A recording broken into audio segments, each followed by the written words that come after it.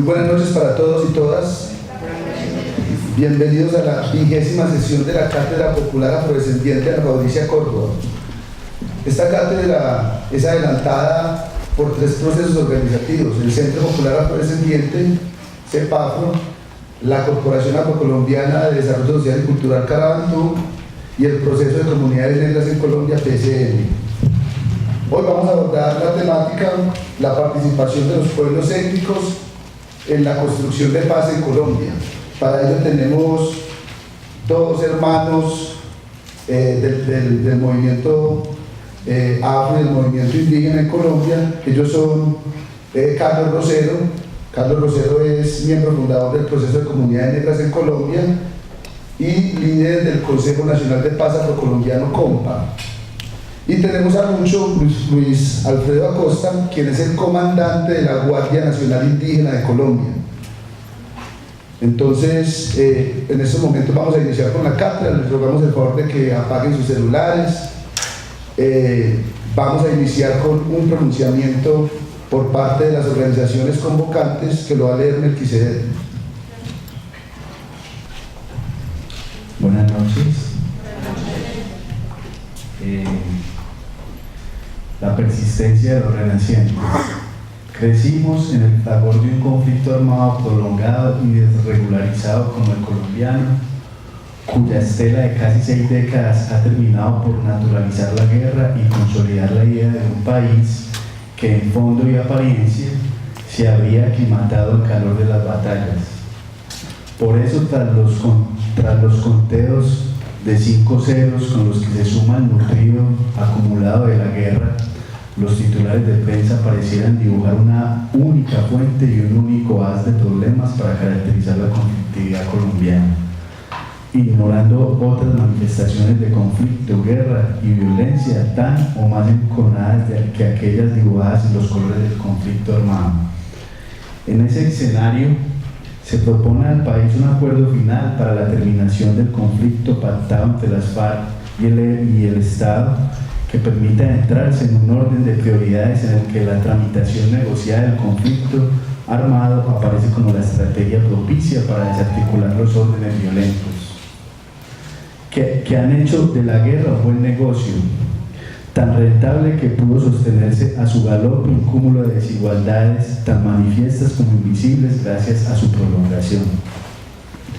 Sin embargo, pese a lo portentoso del acuerdo alcanzado, la propiedad de la tierra, la apropiación exclusivista del poder, la concentración de la representación política, la acumulación particularista de la riqueza socialmente construida, el levantamiento de fronteras y talanqueras para la dignificación humana y el ascenso social entre las protuberantes, figuran en la lista pendientes notoriamente aplazados en la configuración de la nación colombiana y sus procesos de centralización y acrecentamiento de las desigualdades sociales, políticas, económicas, cuyo impacto resulta devastador para públicos específicos y para pueblos específicos. El balance de medio siglo de guerra en Colombia no solo es deficitario, sino calamitoso.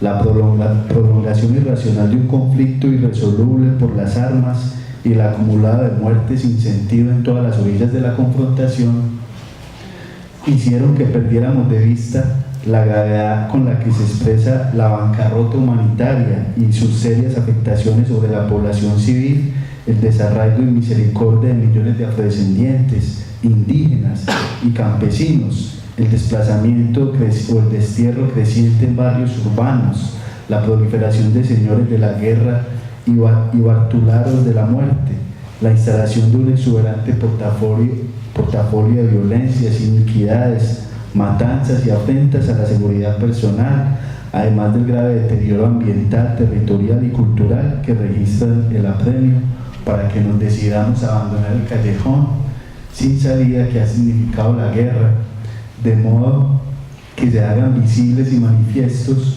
los otros conflictos acallados por el bullerío bélico. Para superar el bloqueo sistémico será necesario desenmascarar las fuerzas que hacen posible la escandalosa desproporción que limita e impide para buena parte de los pueblos indígenas y afrodescendientes el disfrute de oportunidades reales para el mejoramiento de su bienestar.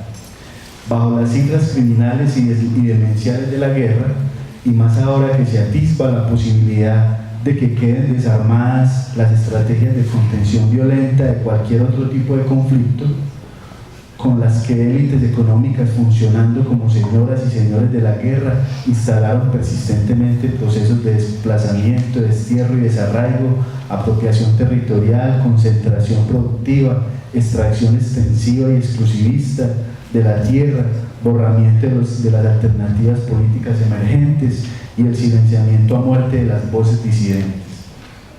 En Colombia nos encontramos ante el aplazamiento del posconflicto étnico.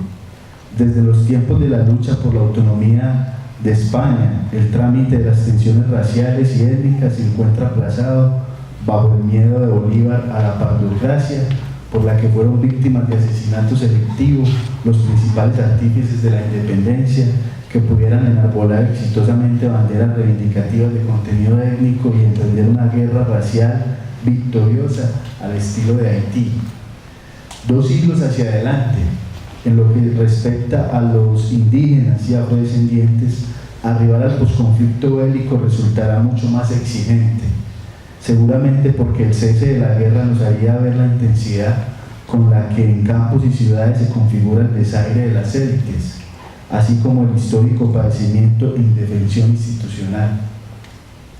Las lamentables estadísticas del desarraigo, producto del ímpetu con el que actores armados han vulnerado la defensa de nuestros territorios ancestrales para favorecer a los señores de la tierra, es decir, a los de la guerra, tendrán que sumarse a las cifras calamitosas que evidencian el desamparo, la desprotección y la injusticia, acrecentándose contra quienes portan sobre sí no solamente las marcas de la guerra, sino también los vestigios de la esclavización, desinstalada de la colonización, desinstalada legalmente y aún así operando social e institucionalmente en imaginarios y prácticas exclusivistas que contribuyen a acrecentar la representación de indígenas y afrodescendientes entre los más desterritorializados, pobres, desescolarizados, enfermos, desempleados, vulnerables, victimizados y desatendidos por el Estado. Más allá de los acuerdos con las FARC y con el ELN, que resultaban necesarios, imperiosos e inaplazables, tanto o más que con el ELN y otros actores armados, habrá que seguir denunciando y retando la capacidad de silenciamiento violento de quienes han promovido la rapiña, voracidad, muerte y desarraigo tras la apropiación ilegal y criminal del territorio, los recursos y las riquezas de los pueblos indígenas y afrodescendientes. Enfrentar con éxito el tránsito étnico hacia el posconflicto implicará necesariamente reacondicionar los actuales procesos organizativos, incapaces, como se muestran, de movilizar con amplia significación política y electoral a un colectivo identitario preparado y activo para provocar la gestión eficaz de las demandas acumuladas por siglos sobre la espalda de los pueblos indígenas y afrodescendientes. Cada vez resulta más claro que su obsolescencia expresada en la desvinculación entre lo rural, litoral isleño, palenquero, urbano y en la perpetuación de liderazgos afincados en el personalismo, la apropiación indecorosa y la connivencia con los administradores de lo propio, impide entender y enfrentar las dinámicas de poder, acumulación y fraccionamiento de un país de cuantiosas riquezas en el que, bajo un trazo de larga duración, el depoderamiento y la desigualdad étnica ha sido masiva y persistentemente sostenida e institucionalizada. Será necesario entonces igualmente desentrañar los resortes de la dominación política y la concentración económica oligopólica que condenan a muchas y muchos a la prisión de la ignorancia, a la miseria y la indignidad alimentadas a fuerza de su no participación en el reparto de la riqueza, que han contribuido a producir y le siguen encadenando al sostenimiento de prácticas de marginalización de los beneficios del poder. Hoy, bajo la estela de los megaproyectos, las prácticas de depredación económica, la producción extractiva y el agotamiento de los recursos que ponen en riesgo la perpetuación de la vida autónoma conquistada tras siglos de presencia, existencia y resistencia identitaria de quienes, pese a al persistente desarraigo y a las ráfagas de las balas mortales, se aferran con pies firmes sobre el territorio para seguir llamándose valerosamente renacientes. Aquí entonces hoy tenemos con nosotros, digamos, para dos personas muy especiales. Lucho Acosta, que es el coordinador, comandante de la Guardia Indígena Nacional, uno de los procesos más exitosos en términos de la lucha de los pueblos indígenas. Todos, por algún motivo, alguna vez hemos escuchado lo que es la Guardia Indígena. Aquí lo tenemos, nos va a contar un poco cómo ha sido todo ese proceso desde ese escenario para participar en la construcción de la paz en Colombia. Y tenemos a Carlos Rosero, para nosotros, por lo menos para los procesos que estamos articulados realizando la cátedra, uno de los activistas, si no el más importante de América Latina del movimiento negro, y eso lo podemos decir quienes hemos trabajado con él. Carlos Rosero, aquí lo tienen para que puedan compartir un rato, escucharlo y al final puedan dialogar con ellos. Entonces le damos la palabra a Lucho, como a él le gusta que lo llamen. Eucha manga fince, chawencha, yachque. Buenas tardes, compañeros. A veces pues venía en el avión pensando en qué iba a decir hoy, qué iba a compartir con ustedes sobre la paz, porque mi corazón hace 2 días pues estuvo con demasiadas lágrimas, porque uno de los liberadores de la Madre Tierra cayó anteayer en las manos, ¿no? Y tocó alzarlo y Dios brindó su sangre a la Madre Tierra. Murió y hubo mucho susto en mi ser, hubo mucho susto en mi corazón, pero como dice Juan Dama, como dice la Gaitana, como dice Álvaro Urqué, matan uno y se levantarán, yo diría, miles. Y pues le estaba diciendo, ¿qué voy a decir allá a usted? Yo le digo, yo voy a venirme a desahogar de este dolor que tengo, de estas ganas que tengo de llorar, porque hay que llorar, compañeros, hay que llorar los muertos. Decía mi abuela, hay que brindar a los mayores que se van. García es mayor porque se fue. Él está ya en ese escenario, en ese espacio sagrado, y hay que brindar. Entonces brindémosle un fuerte aplauso a este guerrero milenario.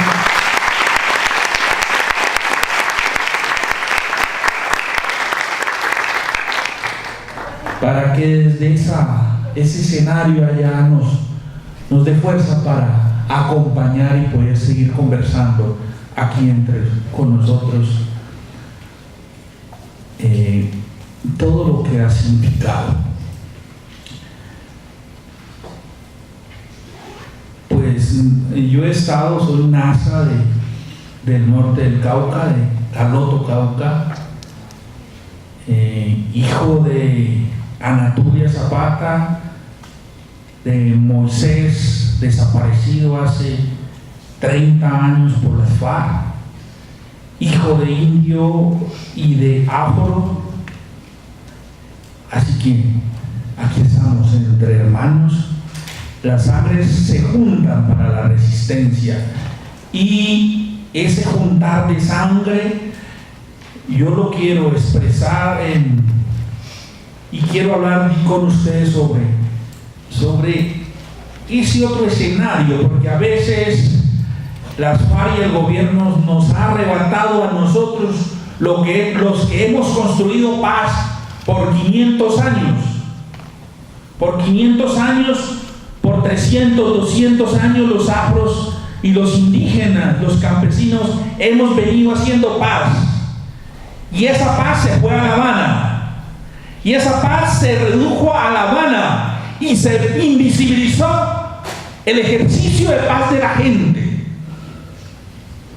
Importante que cesen los fusiles. Es importante. Pero eso no puede invisibilizar los ejercicios de armonía, el mambeo, el danzar, el cantar en los territorios, el caminar en los territorios, el sonreír, el gatear en los territorios, el sembrar y el cosechar en los territorios. No lo debe invisibilizar esa paz. Yo diría una paz bastante simple. Hay que ir a la profundidad de los que hemos hecho paz. Y por eso nosotros, con mucha voz, con fuerza, los afros y los indígenas, decían un proceso de paz. Sin los afros, sin los indígenas, sin los campesinos, pues no tiene razón de ser. Porque son las personas las que viven en los territorios, los que han vivido esa guerra y la hemos vivido, compañeros. Afros, indígenas, la hemos vivido en los territorios y la seguimos viviendo hasta ayer, porque las balas asesinas de la policía asesinó a uno que decía que tenían que entregarle su tierra porque él la estaba liberando para darle a sus hijos. Porque una paz sin tierras, mientras que ahorita se está acumulando la tierra, a otros nos asesinan porque la liberamos. Entonces yo vengo a compartir con ustedes un trabajo que hemos hecho desde la Guardia Indígena a nivel nacional y se llama despertar el espíritu. Vamos a ver si hoy podemos despertar el espíritu guerrero que cada uno tenemos y vamos a ver si logramos levantar ese bastón, ese poporo, esa chonta que cada uno tenemos en nuestro ser. Y entonces vamos a hablar sencillamente del cuerpo de la resistencia. El cuerpo es muy sagrado, es muy importante, que hace parte del territorio básico. Y como se trata de que nosotros somos protectores del territorio, vamos a tratar de entender qué hemos hecho nosotros. Entonces tenemos una resistencia que hemos hecho de movilización, de caminata, de recorrido, la resistencia de los pies. Vamos a llamarle resistencia de los pies a esa resistencia de la gaitana, a esa resistencia de esos abuelos que caminaron el territorio, que recorren el territorio aún, a esa resistencia de conocer y caminar descalzo en el territorio. Ahora que regresen, yo los invito a que hagan el ejercicio de pisar descalzos, o si quieren desnúdense y pisen la tierra, desnúdense y toquen la tierra, sientan la tierra. Cuando vayan a la playa, quítense todo y sientan el mar, sientan el agua. Cuando se vayan, váyanse sintiendo que el agua los está purificando, los está limpiando, que el agua, esa abuelita, los está queriendo, que esa abuelita, agua importante, los acaricia. Esa resistencia del territorio, esa resistencia de los pies, esa resistencia de la estrategia, de la táctica, le hemos llamado nosotros. Por eso, todos seres guerreros, y la quisieron matar, la conquista quiso matar ese ser guerrero de los indios y de los afros, y no pudieron, porque enseñaron los abuelos que no debían dejar matar ese ser guerrero, ese ser de lucha. Debe haber resistencia, debe haber lucha. Y por eso nos declaramos nosotros guerreros milenarios. Pero el guerrero milenario no es sino Guerrero es el que tiene la capacidad de besar y acariciar a su pueblo. Y por eso somos guerreros milenarios en esta historia. Y por eso hay que recorrer el territorio, hay que amar el territorio. Y por eso mi abuela Benilda, esa abuela bendita, cogió mi ombligo y lo enterró al fogón al lado izquierdo, para que este indio no se volviera pateperro y anduviera por toda parte y no quisiera volver al territorio, porque a veces nos volvemos pateperros y nos queremos quedar en la ciudad o en otra parte y no volver ni a amar el territorio. Por eso hay que caminar el territorio, porque cuando uno no abraza el territorio se olvida de la mamá. Hay que abrazar a la mamá para no olvidarse de la madre. Y por eso esa sangre que derramó ese Lamá, ese Amá de tierra, este guerrero milenario, él hoy está diciendo: Lucho, hay que seguir más fuertemente, pese de las amenazas que nos hacen. La fuerza está ahí. Resistencia de pies y manos, resistencia de la estrategia. Y nos preparamos por esa resistencia. Pero ¿será suficiente esa resistencia de pies y manos? No es suficiente, porque debemos tener el touch. Sena touch, guárdate, güey. Significa el estómago o la barriga. Hay que fortalecerla, hay que tenerla fuerte, porque si la abuelita no sigue pariendo semillas, si matamos la semilla, muere. No hay paz. Para un indio, para un afro, que haya semilla, que yo pueda sembrar, regar, que yo pueda cultivar, cazar, pescar, es fundamental. Pero no puedo pescar en el río Atrato ahorita como antes. Pero no puedo pescar en el río Cauca, en el río Palo. No puedo pescar, porque el bendito, maldito cianuro está matando a los peces que nos dio la abuelita, la madre tierra. No puedo ir a pescar. Y yo sin pesca, y yo sin cultivo, y yo sin coca, y yo sin mambiar, ¿qué soy?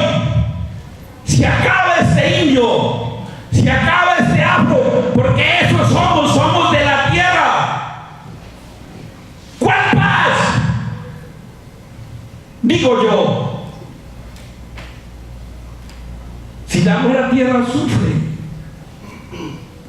como sufro por este que se fue, ¿cuál paz? Y duele, compañeros, duele mucho. Tenía 17 años y duele porque uno no quiere que pase eso como coordinador nacional, y a veces uno se siente responsable. ¿Será que yo no lo preparé bien, no se entrenó bien este guardia para poder liberar la madre tierra? Pero llegué a la casa y me dijo Anatulia: claro que lo entrenó bien, por eso dio la vida por la madre tierra. Claro que lo entrenó bien, dijo, porque usted enseñó y ha enseñado que hay que liberar la madre tierra. Y sí, nos van a atacar, pero le van a dar la razón. Y creo que hoy me están dando la razón aquí ustedes. No pensé compartir con ustedes, y yo creo que aquí hay muchas tierras, porque ambos, todos somos tierra, muchas tierras que estamos en resistencia. Entonces la resistencia del estómago es fundamental, compañeros. Resistencia alimentaria. No podemos ser tan fuertes con las manos, movilizarnos, pero si no sembramos, si no cultivamos la tierra, si envenenamos la tierra, no hay paz para la tierra. Y a ver, ahora viene un escenario, ¿será suficiente? Pies y manos, ¿será suficiente? Estómago, no es suficiente, falta la resistencia de la cabeza. Y aquí yo enfatizo mucho, porque fui profesor de los niños de grado 0, le llamamos allá, de los pequeñitos que van a esa maldita escuela. Y me tocaba prepararlos. Yo decía, prepárense para que logren aceptar la escuela, porque eso es la escuela. Los maestros a veces, bueno, algunos me entienden, yo fui profesor y me autocritico. Yo le decía a los maestros, eso de coger la cabeza del niño y destapársela y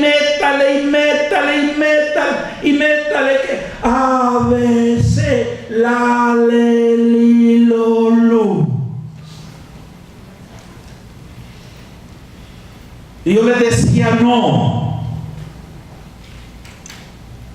hay que decir esto: aunque el amo me mate, a esa mina no voy. Aunque el amo me mate, a esa mina no voy. O esto: Yitewa la ewa, Chihua Diumemu, Bamba chachayu de limpiagua la via. O lo que dice en español: en mi cara pequeñita tengo ojos y nariz, con los ojos veo todo y con la nariz aguachis. Entonces yo les decía, a veces ustedes reproducen la misma mierda. Son reproductores de la educación del sistema y no les gusta desencasillarse. Quítense esas huevonadas que tienen encima. Desnúdense. Quiten ese pensamiento conquistador. Porque la educación fue sal para amansar ese caballo. Eso fue la educación y la religión.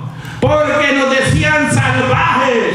Salvaje el que masca, indio masca coca, patirrajao, animal de monte, salvaje. Pues soy salvaje porque no me dejé civilizar. Porque no me dejé cooptar. Entonces, las ideas, los pensamientos, el proyecto político propio de los indios, el poder hablar en Nasayú, el pensar con nuestros principios, es fundamental de la resistencia ideológica. La educación, la academia debe ayudar a que se desarrolle ese ejercicio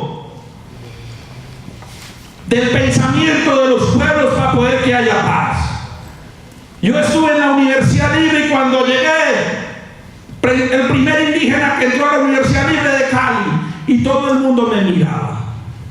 Claro, porque apenas habían visto en ese tiempo, era a este toro del llanero solitario, no había más, otro perfil, no había más de los indios en Colombia. Era ese nomás. Y entonces todo el mundo, pero estos viven. Yo lo pensaba que no hablaba así. Sí se eliminaban a Toro porque es el único que aparece, el que sea Toro, el de llanero solitario. Si pues indio, Sioux, fue muy guerrero. Pero hay otros 106 pueblos, una ignorancia total sobre lo que somos, sobre lo que es Colombia, multiétnica y pluricultural. Y aquí no debería existir Ministerio de Educación, sino Ministerio de la Diversidad Educativa en el país. Nuestros hijos de putas ministros que son así encasillados, así, y enseñan así. Y entonces uno repita, viva el Partido Liberal, viva la U, y entonces viva el Partido Liberal y viva la U, ya. Y mientras tanto se le comen la gallina a uno ya. Esa educación que emboba, esa educación no sirve para paz, No sirve hoy con el tema de la educación para la paz. Si no educamos a esos muchachos, esos guerrilleros, si no les sacamos el fusil que llevan adentro. Por allá llegó un muchacho, un guerrillero. Dijo, fue de la Guardia Indígena, fue de la Guardia a los principios y se fue para la guerrilla. ¿Y qué aprendiste de allá? ¿Qué te enseñaron? Me dijo, pues a echar plomo nomás.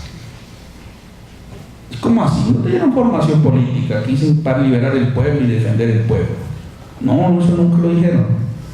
Lo que me dijeron era que mirar el punto de mira y que disparar. Nada más. No, entonces aquí tienes que venir a ver a tu abuela otra vez, aprender de tu abuela, sentarte en el fogón y agarrarte a pelear. Y te tenés que mamar unos cuantos juetazos y unos cuantos refrescamientos como le hicieron a Chucho Piñacuera allá en la laguna de Guantánamo. Eso es volver al territorio, eso es volver a casa. Nosotros tenemos esa dificultad. ¿Cómo regresamos a casa? ¿Cómo volvemos a casa? Y es una cuestión ideológica, es una cuestión de pensamiento. Esos muchachos son máquinas y si no se forman, siguen siendo máquinas. Resistencia del pensamiento. Es que me gusta a mí la resistencia. El que no tiene idea, repite la del otro. Y repite toda la mierda que habla de RCN, Caracol y todos esos medios. Si usted no... Entonces hay dos Colombias.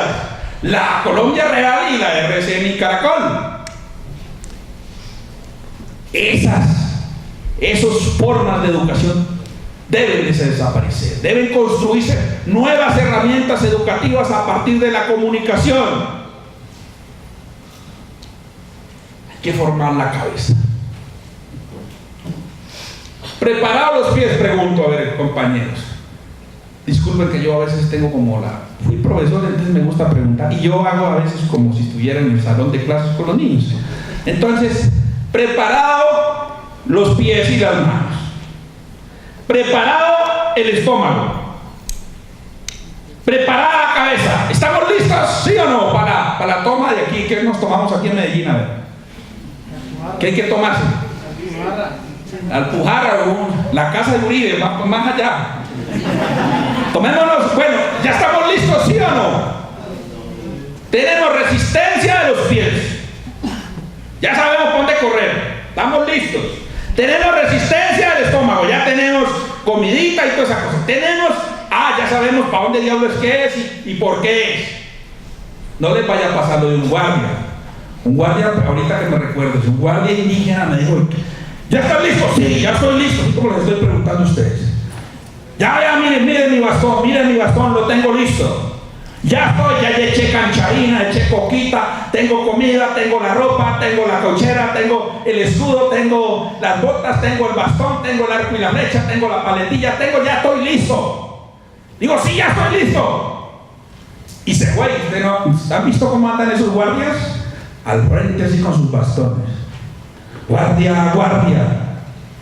Fuerza, fuerza. Guardia, guardia. Pero no se oye. Guardia, guardia. A ver, repitan. Guardia, guardia. Pero con fuerza. De chacha, chacha. Significa fuerza. Guardia, guardia. Guardia, guardia. Y así va gritando ese guardia. Guardia, guardia. Fuerza, fuerza. Y llegó uno de RCN, bueno, ¿y usted por qué está aquí? Le pone el micrófono al indio y el indio comienza a voltear. Gobernador, porque es que vinimos. Eso no puede ser resistencia ideológica. Nos vamos a la toma, ¿sí o no? ¿Qué dicen? ¿Sí o no? ¡Bueno, pues! Con duda. Sí, hay que sembrar la duda, compañeros. Esa es la clave de la educación. Sembrar la duda. ¿Qué falta? Si tenemos pies, si tenemos estómago, tenemos cabeza, ¿qué faltaría? Algo muy básico. ¿Qué? El corazón. Ese es el más sabroso.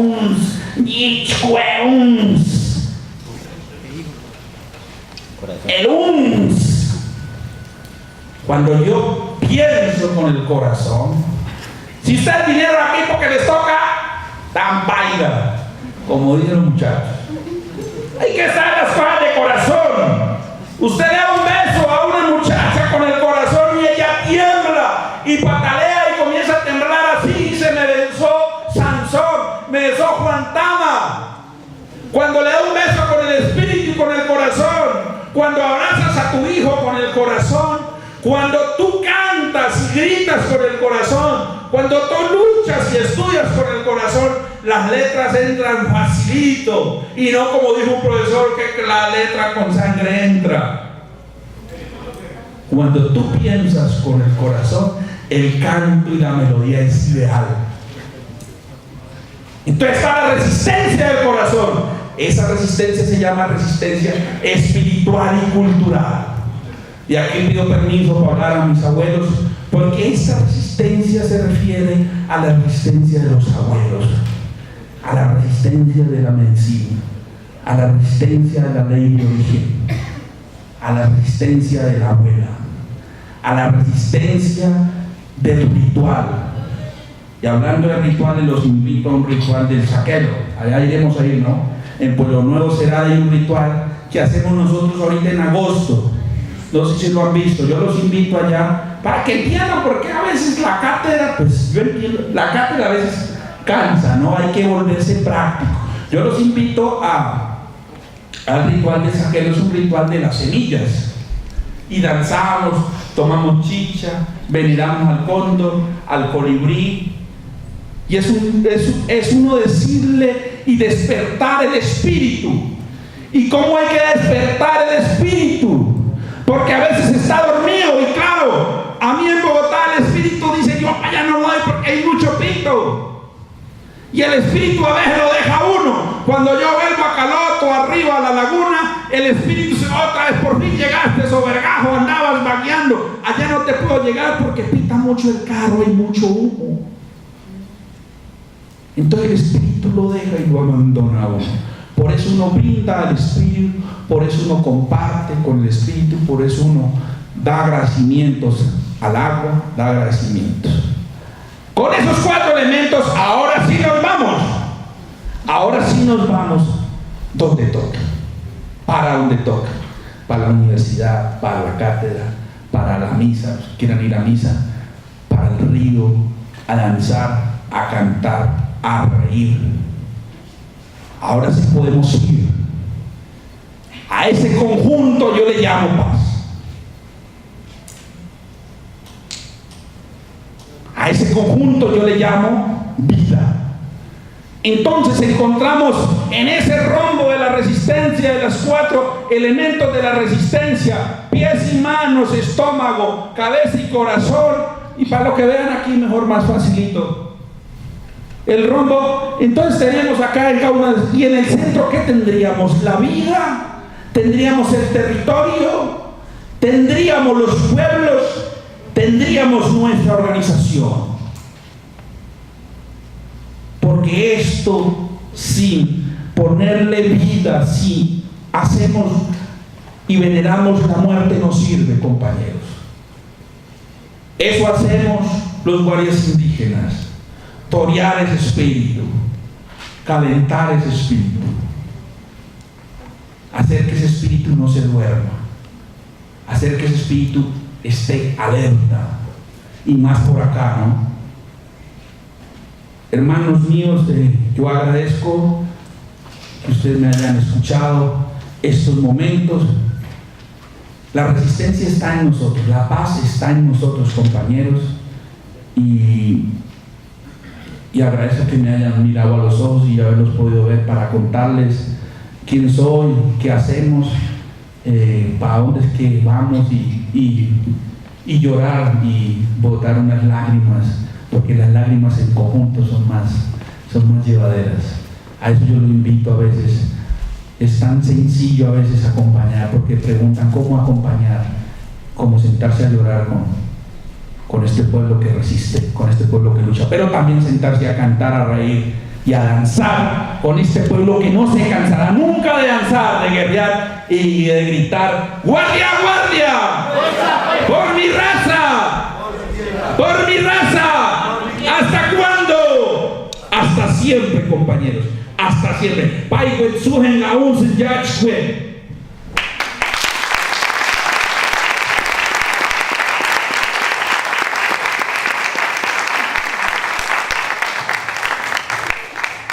Ese es nuestro hermano Lucho, un indígena paez del resguardo Huellas del municipio de Caloto, la tierra donde su padre fue asesinado y donde más de 1000 indígenas han caído en 3 décadas.